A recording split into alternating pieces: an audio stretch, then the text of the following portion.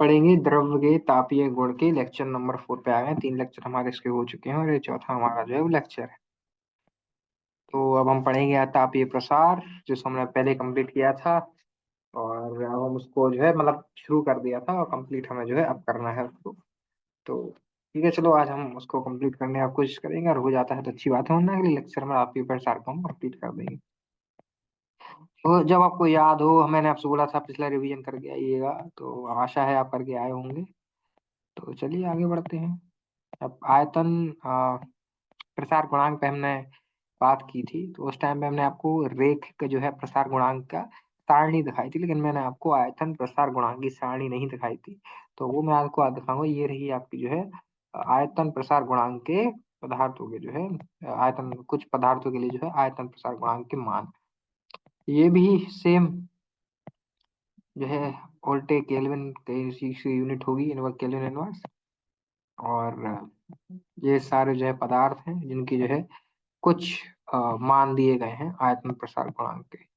तो हम कंप्लीट करने, वैसे तो हमें कंप्लीट करना है अपने जो है आयतन प्रसार गुणांक को आज, और हमें प्रसार जो है उसको कंप्लीट करना है आज। तो चलिए शुरू करते हैं। तो चलिए, सारणी 10.2 जो मैंने अभी आपको दिखाई, उसमें 0 डिग्री सेल्सियस से 100 डिग्री सेल्सियस ताप परिसर में कुछ सामान्य पदार्थ, जिन जो सामान्य पदार्थ है के आयतन प्रसार गुणांकों के मान दिए गए हैं, जो मैंने आपको दिखाया।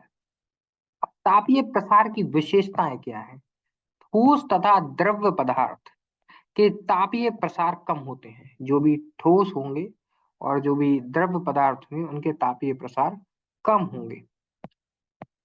अब और उसके बाद दूसरा पॉइंट क्या है?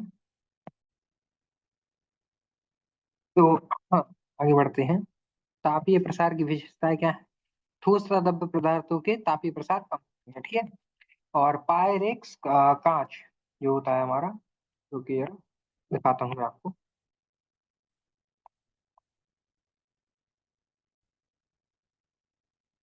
तो पायरेक्स कांच और जो है इनवार होता है, लोहे निकेल जो है मिश्रण का धातु होता है। तो के आयतन प्रसार गुणांक विशेष रूप से निम्न जो है निम्न होते हैं, ठीक है। अब एल्कोहल बनाम पारा। अब जब एल्कोहल बनाम पारा की बात करेंगे, तो एल्कोहल जो है एथिल, अब ये आप एथिल जो है केमिस्ट्री का वर्ड है, एथिल के अलग से जो है ये अपना एक एल्कोहल का पार्ट है। तो का आयतन प्रसार गुणांक बीटा, ठीक है, उसको जो बोल रहे हैं आयतन प्रसार गुणांक के पारे की तुलना में अधिक है, ठीक है। मतलब एल्कोहल का आयतन प्रसार गुणांक पारे की तुलना में अधिक है, मतलब पारे की जो है उसके आयतन प्रसार गुणांक से एल्कोहल का आयतन प्रसार गुणांक की अधिक है, ठीक है। समान ताप वृद्धि के लिए एल्कोहल में पारे की तुलना में अधिक आयतन वृद्धि होती है। अब सारणी 10.2 का संदर्भ है। अब सारणी 10.2 में आपको दिखाता हूँ। ओके, ये देखिए, साढ़े 10.2 ये आपके सामने है। अब इसके अलावा मैं आपको दिखाता हूँ। जल अत्यंत व्यवहार प्रदर्शित करता है। यह 0 डिग्री से 4 डिग्री के बीच गर्म किए जाने पर सिकुड़ता है। किसी दिए गए परिमाण के जल का आयतन कक्ष ताप से 4 डिग्री तक ठंडा किए जाने पर घटता है।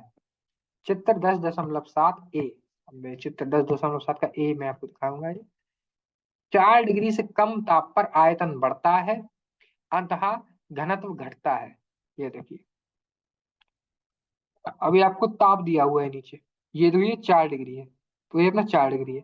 अब आपने ये देखा 4 डिग्री पे, अब ये 1 केजी जल का आयतन है, मतलब 1 किलो अपन ने जो किलोग्राम जल लिया है उसका आयतन है। तो अब यहाँ से देखेंगे कि 4 केजी बाद आयतन जो है अपना बढ़ता है दोनों साइड से, देखिए। और अगर आप इसको जो घनत्व देखेंगे, तो उसी 4 डिग्री सेल्सियस ताप पे ये देखिए वो घटता है हमारा घनत्व। इस साइड जाओ या इस साइड जाओ, तो दोनों साइड हमारा घनत्व घटता है। तो ये हमारा जल का तापीय प्रसार है। अब देखिए, जल का घनत्व और 4 डिग्री पर अधिकतम घनत्व। अब जल का घनत्व है और 4 डिग्री पर अधिकतम है, ये क्या बात हुई? तो मैं आपको ये एक्सप्लेन करता हूँ, कोई अलग ही कंसेप्ट है, मजा आ जाएगा। ये देखिए, जल का घनत्व 4 डिग्री पर अधिकतम होता है। क्यों? जल का घनत्व 4 डिग्री पर अधिक होता है, अधिकतम होता है, उससे ज्यादा नहीं होता। जैसे मैंने आपको दिखाया, ये देखिए घनत्व 4 डिग्री के बाद घटना चालू होता है। उसके बाद सबसे ज्यादा घनत्व जो है वो 4 डिग्री पर ही होता है। मैं आपको बता दूं, जितना ज्यादा किसी भी धातु का घनत्व होता है उतना ही गाढ़ा वह धातु होता है। पानी का घनत्व जैसे हमने यहाँ पे एग्जाम्पल लिया है, तो 4 डिग्री से सबसे ज्यादा घनत्व है। उसके बाद अगर आप कहीं भी जाते हो ताप पर, 3 पर या 5 पर, तो आपको कम ही मिलेगा दोनों साइड तेल का घनत्व। जल का यह गुण पर्यावरण का महत्वपूर्ण प्रभाव डालता है। क्यों ये पर्यावरण पर महत्वपूर्ण प्रभाव क्यों डालता है? क्योंकि तालाबों और झीलों पर का शीर्ष भाग पहले जमता है, और जो ऊपर का जो पानी होता है, जैसे मैं आपको यहाँ पे दिखाता हूँ, देखिए। तो चलिए मैं आपको ये समझाता हूँ, ये वाला एग्जाम्पल। तो जैसे मान लीजिए ये हमारी कोई झील है, ऊपर है हवा है, ठीक है। मान लीजिए पानी भरा हुआ है। अब जैसे कि मैंने आपको एक बताया कि एक विशिष्ट प्रक्रिया होती है, मतलब एक प्रॉपर्टी होती है पानी की, कि उसका जो घनत्व है वो 4 डिग्री के तापमान तक बढ़ता है और उसके बाद घटने लगता है। और यह विशिष्ट प्रॉपर्टी केवल पानी में देखी जाती है, मतलब ऐसे बहुत कम धातुओं में देखी जाती है और पानी उनमें से एक है। और ये पानी की बहुत अच्छी और यूनिक प्रॉपर्टी है। और अब पानी जो है 4 डिग्री तापमान तक तो उसका घनत्व बढ़ेगा, उसके बाद घटेगा। तो जैसे ही ऊपर का तापमान 4 से कम होगा तो पानी जमना शुरू होगा, और जब पानी जमेगा तो उसका जो घनत्व है घटेगा, तो वो जो है ऊपर आएगी। तो ऊपर का जो पानी है वो जब वो ऊपर आएगा ठंडा पानी, तो वो जम जाएगा। और अगर आपके मन में प्रश्न आ रहा होगा कि अगर वो जम जाएगा तो नीचे वाला भी पानी है, तो वो भी जब 4 डिग्री के तापमान से कम होगा तो जमना तो वो भी चाहिए, वो भी बढ़ना चाहिए। लेकिन देख होता क्या है कि ऊपर वाला पानी जब जमता है तो वो नीचे वाले पानी को ठंड से बचाता है ऊपर वाली, तो उसके उसी कारण से जो है नीचे वाले पानी को फिर वो ठंड मिल नहीं पाती जो पहले पहले पानी को मिल गई थी। क्योंकि वो जो बाद में जो बर्फ़ जम गई वो पानी को ठंड से बचाती है, जिस कारण से पानी में जो जीव जंतु रहते हैं वो जो है ठंड से बच पाते हैं, और उस पानी में जो नीचे रह गया है उसमें आराम से जी पाते हैं। तो यह है, और यह संघनित होकर डूब जाता है और पृष्ठ का जल अपनी ऊर्जा वातावरण को देता है। ये हो गया। चलिए नेक्स्ट स्लाइड को देखते हैं। अब गैसों का आयतन प्रसार गुणांक।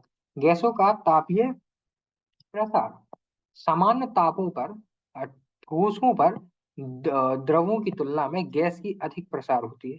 अब ये आपको याद रखनी है कि जो है सामान्य ताप पर ठोसों को और द्रवों की तुलना में गैसों में अधिक प्रसार होता है। आपको याद रखनी है चीज। अब द्रवों का आयतन प्रसार गुणांक। अब द्रवों के लिए आयतन प्रसार गुणांक ताप पर निर्भर नहीं करता। और जैसे मैंने आपको बताया था पहले कि जो है आयतन प्रसार गुणांक ताप पर निर्भर करता है, लेकिन द्रवों के लिए आयतन प्रसार गुणांक ताप पर निर्भर नहीं करता। और गैसों का जो आयतन प्रसार गुणांक होता है, लेकिन गैसों के लिए आयतन प्रसार गुणांक ताप पर निर्भर करता है। ये आपको चीज याद रखनी है, बहुत इंपॉर्टेंट पॉइंट है। अब आदर्श गैस के लिए किसी नियत दाब पर आयतन प्रसार गुणांक का मान आदर्श गैस समीकरण से प्राप्त किया जा सकता है। जो आदर्श गैस समीकरण मैंने आपको पढ़ाया था पिछले लेक्चर में, तो उसी जो है समीकरण से प्राप्त किया जा सकता है आदर्श गैस के लिए नियत दाब पर आयतन प्रसार गुणांक का मान। अब ये देखिए PV is equal to mu R T, ये हमने जैसे हमने पहले भी पढ़ी थी इक्वेशन। अगर मैं आपको याद दिलाऊं तो हमने कुछ ऐसा पढ़ा हुआ था, PV upon T is equal to, ए स्थिरांक था, इसको हमने म्यू और आर लिया था। ये आपको याद हो तो इसी को ऐसा कन्वर्ट कर दिया है। अब नियत ताप पर का मतलब होता है कि हमने तापमान को नियत कर दिया, समान कर दिया। तो ये इसके बाद इक्वेशन कुछ ऐसी बन जाएगी। अब हम इससे क्या डेल्टा वी बाय मतलब डेल्टा वी अपॉन वी और डेल्टा टी अपॉन टी से इसको डिनोट कर सकते हैं। तो अर्थात क्या बनता है कि जो ए वी हो गया, ये क्या ए वी क्या है अपना अल्फा, अगर आपको मैं आपको दिखाऊं। ओके,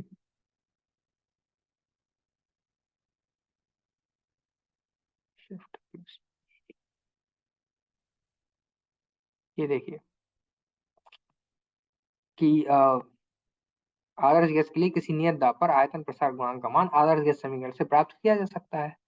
और ये जो अपना जो ये आयतन प्रसार गुणांक है, ये 1/t आदर्श गैस के लिए होता है। आदर्श गैस के लिए जो है हमारा आयतन प्रसार गुणांक ए 1/t के बराबर होता है।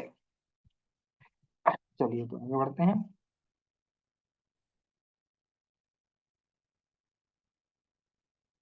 हम्म, चलिए। और रुकिएगा। चलिए। अब 0 डिग्री सेल्सियस और आयतन प्रसार गुणांक ए बी बराबर 3.7 × 10 की पावर -3 केल्विन इनवर्स होता है। ये वैल्यू होती है, ये वैल्यू होती ही है जो ठोस तथा द्रवों की अपेक्षा अत्यधिक बड़ा है। ये गैस के लिए होती है, और ये जो ठोस की और द्रवों की अपेक्षा में बहुत ज्यादा है। समीकरण 10.6 एवी की ताप पर जो है निर्भरता को दर्शाता है, और इसका मान ताप में वृद्धि के साथ कम हो जाता है। मतलब जिसका मान है एवी का, अगर ताप बढ़ेगा तो उससे कम हो जाता है। नियत दाब तथा कक्ष ताप पर किसी गैस के लिए एवी का मान लगभग 3300 × 10⁻⁶ केल्विन इनवर्स है, जो कि प्रतिरूपी द्रवों के आयतन प्रसार गुणांक की तुलना में कई कोटि गुना बड़ा है। तो आप इमेजिन कर सकते सकते हो कि ये कितना बड़ा है। अब हो गया।